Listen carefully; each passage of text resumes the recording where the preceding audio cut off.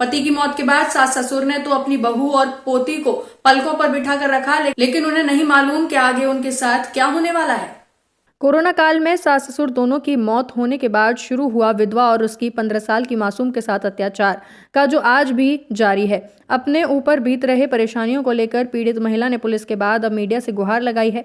Atal Bihari Vajpayee ward में रहने वाली श्रीमती पुनीता साहा के पति प्रवीर चंद्र की मौत 2008 में हो गई। सास ससुर ने अपने दायित्वों का पूर्णतः निर्वाह किया। उनकी मौत के बाद दोनों ननद और उनके पतियों ने बेवा को प्रताड़ित करना शुरू कर दिया और अब अटल बिहारी वाजपेयी वार्ड के सैकड़ों लोग पुनीता की मदद के लिए खड़े हो चुके हैं। दरअसल पूरा मामला सरकारी पद से सेवानिवृत्त हुए पुनीता के सास ससुर की संपत्ति और बैंक में जमा नगद पैसों की वजह से जुड़ा बताया गया है।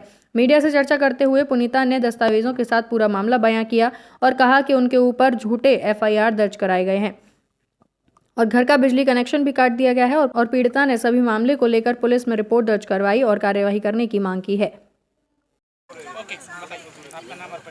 मेरा नाम श्रीमती पुनीता शाह है। मैं अटल बिहारी वाजपेयी वार्ड क्रमांक 38 की निवासी हूँ। मैं यहीं की बहू और यहीं की बेटी भी हूँ और मेरे साथ जो अन्याय हो रहा है मैं वो आप लोग के सामने रखना चाहती हूँ। क्या अन्याय हो रहा है मैडम आपके साथ में और कौन कर रहा है अन्याय आपके साथ? अन्याय मेरे साथ मेरी 2 ननंद और उनके हस्बैंड नंदोई वो कर रहे हैं। किस तरह का अन्याय कर रहे हैं आपके साथ? उन्होंने मेरी दादी सास को अपने साथ ले गए हैं और उनको अपने साथ रखे, ना हमको मिलने देते हैं, ना कोई उनसे कोई बातचीत करने देते हैं, जिसकी वजह से वो अपनी सारी संपत्ति जो मेरी दादी सास के नाम पे पूरी संपत्ति वो अपने नाम पे दान पत्र करवाना चाहते हैं। सर मैं आप लोगों को बताना चाहती हूँ कि मेरी शादी 2007 में हुई थी। मैंने लव मैरिज की थी, लेकिन मेरे परिवार वाले मेरे सास ससुर मुझे खुद जाकर अपने घर लेकर आए और मैं अच्छे से जीवन यापन कर रही थी। 2008 में मेरे पति एक्सीडेंट में एक्सपायर हो गए। तब मेरी बच्ची 2.5 महीने की थी, लेकिन मेरे सास ससुर ने मुझे एक बेटी की तरह रखा और मुझे वो सारी सुविधाएं दी जो एक बेटी को दी जाती है और मेरी बच्ची को तो उन्होंने पलकों पे रखा था। मुझे कभी कोई भी कमी महसूस नहीं हुई।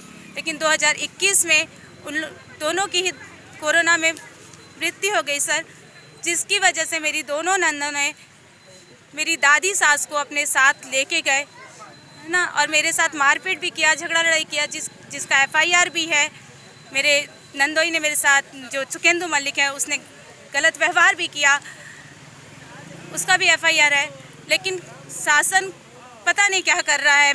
मैं SP सर के पास भी गई क्योंकि मेरे जो सास ससुर दोनों ही शासकीय कर्मचारी थे और मृत्यु के दो साल पहले रिटायर हुए थे। उनका 60 लाख रुपए कम से कम अकाउंट में जमा था, जो मेरी नंदों ने ननंद और ननंद का हस्बैंड उन लोगों ने आहरण कर लिया।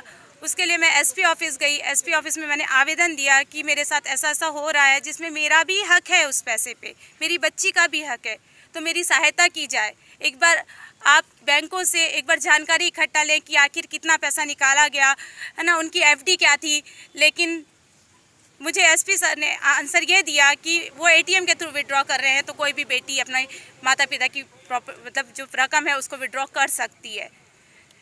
लेकिन मैंने ये सवाल उनसे पूछा कि क्या मृत्यु के बाद भी ऐसा किया जा सकता है? किसी की मृत्यु के बाद उनके पैसे को निकालना क्या सही है? तो उन्होंने यही जवाब दिया कि हाँ निकाल सकती हैं। और उसके बाद जब मैंने उनसे ये सवाल किया कि मेरी बेटी और मुझे जान से मारने की धमकी दी जा रही है, तो उसके लिए क्या किया जाएगा, क्या करेगा शासन? तो उन्होंने मुझसे ये बोला कि आज मेरे पास ये स्थिति है कि मैं बेघर हो सकती हूँ, मेरी बच्ची को लेकर मैं कहाँ जाऊँ? मैं उसी घर पे हूँ आज सर। मैं अपने सास ससुर ने, जो मेरे सास ससुर ने हमारे लिए घर बनाया था, मैं उसी घर पे हूँ। लेकिन वो जो ज़मीन है वो मेरी दादी सास के नाम पे है। तो दादी सास के द्वारा उन लोग अपने दोनों ननद अपने नाम पे दान पत्र करवा रहे हैं सर। ये 2 बार रजिस्ट्री ऑफिस वो जा भी चुके हैं, लेकिन किसी कारण बस रुक गया है बस। लेकिन वो भरपूर प्रयास कर रहे हैं कि उनके नाम पे पूरी प्रॉपर्टी हो जाए। और सर जी सर, कोर्ट का सहारा है सर। सबसे बड़ा मामला ये आया था कि हमारी जो कालीपुर में खेती की ज़मीन है उसको उन लोगों ने बेचने की कोशिश की। तहसील में लाल स्याही करने का आवेदन दिया, वहाँ से मुझे जानकारी मिली, तब मैंने तहसील में एक आवेदन डाला कि हमारा भी नाम है, उस ज़मीन पे नाम चढ़ाया जाए। मैंने पूरे जितने भी मेरी दादी के जितने भी बेटा बेटी थे, मैंने सबका नाम दिया, अपनी ननंद नंदोई सभी का नाम दिया कि सबका नाम चढ़ाया जाए, मेरे अकेले का ही नहीं। आदेश हुआ भी, मैं आपको आदेश की कॉपी दे सकती हूँ, आदेश हुआ भी कि सभी का नाम चढ़ाया जाए। लेकिन दूसरे ही दिन मुझे ये बोला गया कि नहीं, नाम नहीं चढ़ाया जाएगा, और कुछ दिनों बाद उसे निरस्त कर दिया गया तहसीलदार साहब जी ने। आपका मैडम अभी क्योंकि आपके सहारा कोई बचे नहीं है तो? सर, मैं प्राइवेट स्कूल में शिक्षिका हूँ, बस वही है मेरा, जिससे मैं अपना और अपनी बच्ची का जीवन यापन कर रही हूँ। और आप खुद समझ सकते हैं कि प्राइवेट स्कूल में और कोरोना काल में कितनी दिक्कतें आई हैं। आपने कहा था आपके नंदोई ने दुर्व्यवहार की रही थी, आपके जी किस हाँ, तरह का व्यवहार था? उन्होंने मुझे छुआ और गंदी हरकतें की, है ना। जी हाँ, हुआ है सर। सर, FIR कॉपी अभी मैंने वो सर को दिया। अरेस्ट नहीं हुए, उनको 15-16 दिन का पुलिस ने टाइम दिया। मैं तो यही कहूँगी, क्योंकि वो रेगुलर ड्यूटी जा रहे थे, चाहते तो उनको अरेस्ट किया जा सकता था, लेकिन उनको अग्रिम जमानत का टाइम दिया गया। वो अग्रिम जमानत पे हैं आज, उसके आगे कोई कार्रवाई नहीं की गई। मेरे घर पे अचानक आए हैं वो कई बार, मैं और मेरी बच्ची अकेले रहते हैं। उसके बाद TI सर ने उनको बोला कि नहीं, अब आप उनके गेट में भी नहीं जाएंगे। उसके बाद वो रोड से जाते जरूर है देखते हुए, लेकिन अंदर नहीं आते, TI सर के बोलने के बाद से अंदर जबरदस्ती आए। जी, आपका नाम क्या है? शशिकला ठाकुर। कहाँ रहते हैं? इन्हीं के घर में रहते हैं। काम करते हैं तुम? जी, क्या हुआ था? मेरे को रहने के लिए घर देने का लालच दिए, मेरे को लेके आए दुर्वापारा से। यहाँ 6 महीना तक करी, उसके बाद फिर इन लोग का झंझट आपसी में हुआ, आपसी में झंझट हुआ। फिर यहाँ से दादी को लेके गए, उसके बाद भी बोधघाट मेरे को ले जाते थे, मैं जाती थी काम में। 15-15 दिन तक मेरे को छुट्टी नहीं देते थे। मेरा आदमी क्या छोड़ के मैं उसका दादी का सेवा करने वहाँ जाती थी।